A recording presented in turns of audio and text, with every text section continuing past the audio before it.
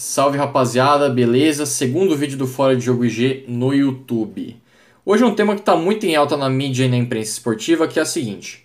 Com a chegada dos novos técnicos estrangeiros aqui no Brasil, os técnicos brasileiros estão realmente ultrapassados? Para mim, é uma meia-verdade, né? Existem alguns técnicos brasileiros ultrapassados, principalmente aqueles com uma proposta de jogo mais defensiva ou reativa, como a mídia esportiva utiliza muito hoje, né? Principalmente os casos do Abel Braga, que começou um trabalho agora no Vasco, mas já vem sendo criticado por parte da torcida, por ter um futebol mais feio de se ver. Você tem o Carille, que foi muito criticado no passado no Corinthians, por não fazer o time jogar ofensivamente, muitas vezes por aceitar a derrota ou até o empate, por não buscar atacar. E aí o Corinthians foi ao mercado e buscou o Thiago Nunes, que estava no Atlético Paranaense, né? Com uma proposta de jogo mais propositiva, mais ofensiva, né, de toque de bola, de transição rápida no contra-ataque quando é atacado, enfim. Uma proposta que talvez seja parecida com a do Liverpool, assim, né? Não que o Corinthians será o novo Liverpool, mas o que o Thiago Nunes quer implantar no Corinthians é uma filosofia similar ao que o Liverpool faz, né? Um time que sabe ser propositivo e também sabe se defender quando precisa, né? Você teve o caso do Felipão, que foi demitido após uma derrota para o Grêmio na Libertadores, que causou a eliminação do Palmeiras, e após tomar um chocolate do Flamengo do Jorge Jesus, né? E teve também o Mano Menezes, que foi demitido no Cruzeiro de 2019, que fez um péssimo trabalho, e não foi bem na reta final ali no Palmeiras. Teve números bons, mas não, o futebol apresentado pelo Palmeiras não convenceu, ele não conseguiu dar um padrão de jogo consistente ao Palmeiras. E os gringos, os treinadores estrangeiros também trazem táticas novas, conceitos táticos que eles trazem são novos, né? Uma ofensividade, um futebol mais ofensivo, né? Você pega o Jorge Jesus, ele chegou no Flamengo após a pausa para a Copa América. O Flamengo antes jogava com o Arrascaeta no banco de reservas, né? Quem lembra do Flamengo com o Abel deixava ele no banco, ele dizia que o Everton Ribeiro e o Arrascaeta não poderiam jogar juntos, porque eram características iguais. O Jesus já não. Ele pega o Arrascaeta, põe de titular junto com o Everton Ribeiro, com o Gerson, Bruno Henrique e o Ilharão, fazendo um meio-campo bem ofensivo, de saída rápida, toque de bola, um time realmente muito qualificado. Ele extraiu aquilo que de melhor ele poderia extrair, né?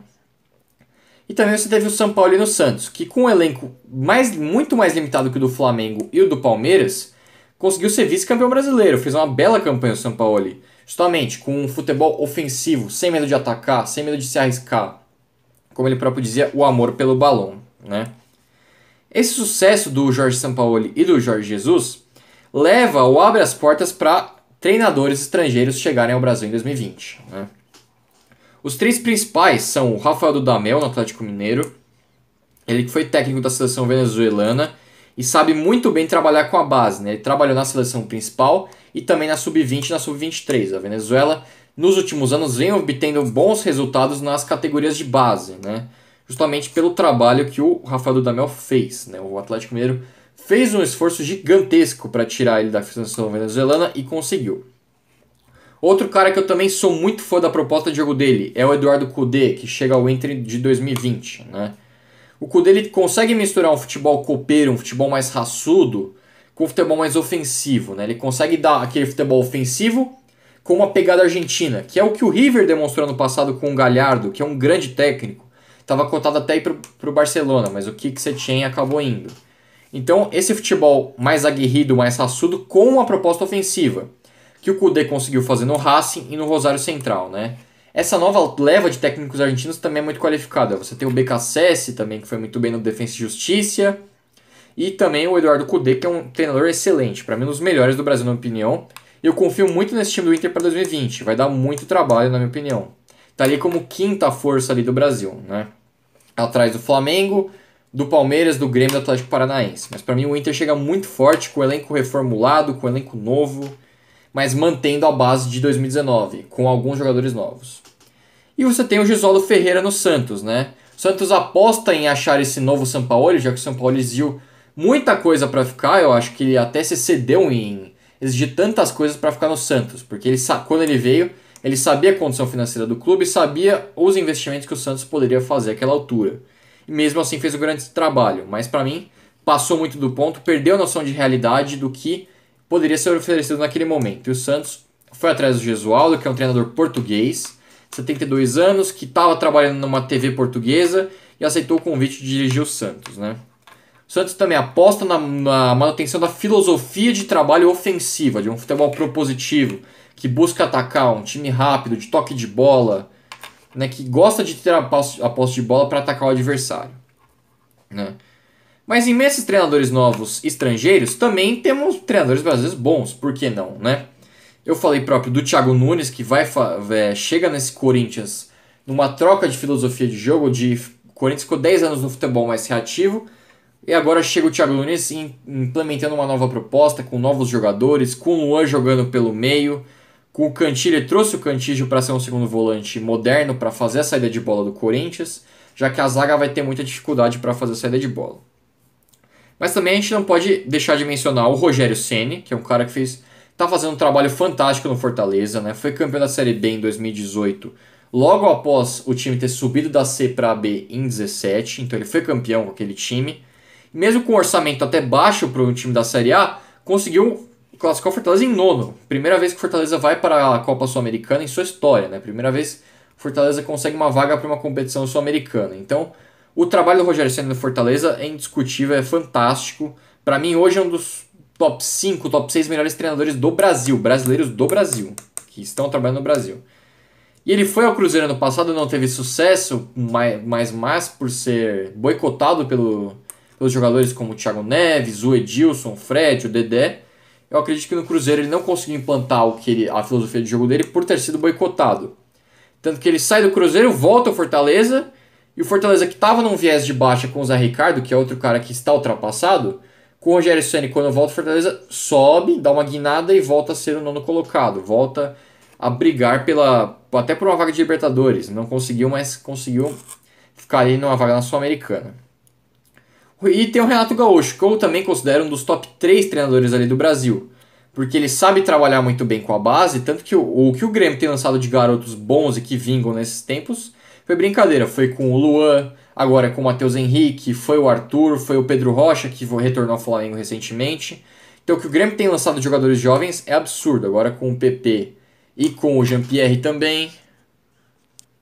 Ou seja, o Renato Gaúcho sabe trabalhar com a base, mas também sabe trabalhar um futebol propositivo, né? Lembra, o Grêmio troca muitos passes, o Grêmio com o Matheus Henrique e o Maicon tem um dos melhores meios do Brasil.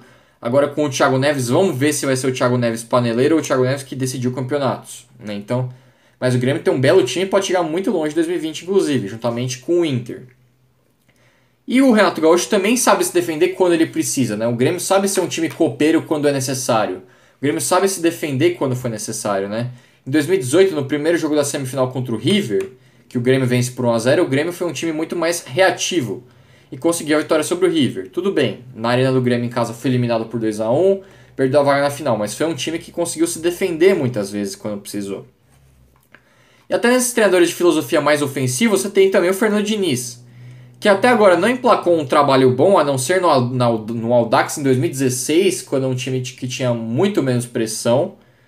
Agora ele tem um trabalho no São Paulo. Ele chegou ao São Paulo em setembro de 19, teve a reta final, conseguiu classificar o time diretamente para a fase de grupos, mas vai ter um grande desafio em 2020. Pode ser inclusive a última chance dele num time grande da Série A, né? Porque com o Fluminense ele conseguia fazer o time jogar bonito, jogar ofensivamente, com toque de bola, mas não tinha resultado nenhum. Tudo bem que perdeu uma boa parte do elenco, mas não conseguiu resultado. No Atlético Paranaense ele não foi bem. Ele e o Thiago Nunes basicamente tiveram o mesmo time na mão. O Diniz não deu sequência no projeto, não conseguiu fazer um projeto bom. O Thiago Nunes não. O Thiago Nunes foi campeão da Sul-Americana em 2018 e da Copa do Brasil em 2019. Ou seja, ele elevou o patamar do Atlético Paranaense para que hoje o time seja uma das grandes forças do Brasil, né?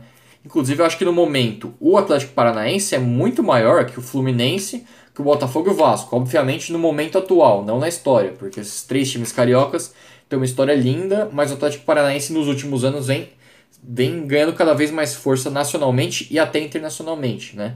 Quantas vezes seguidas já participou da Libertadores nesses últimos 4, 5 anos, né?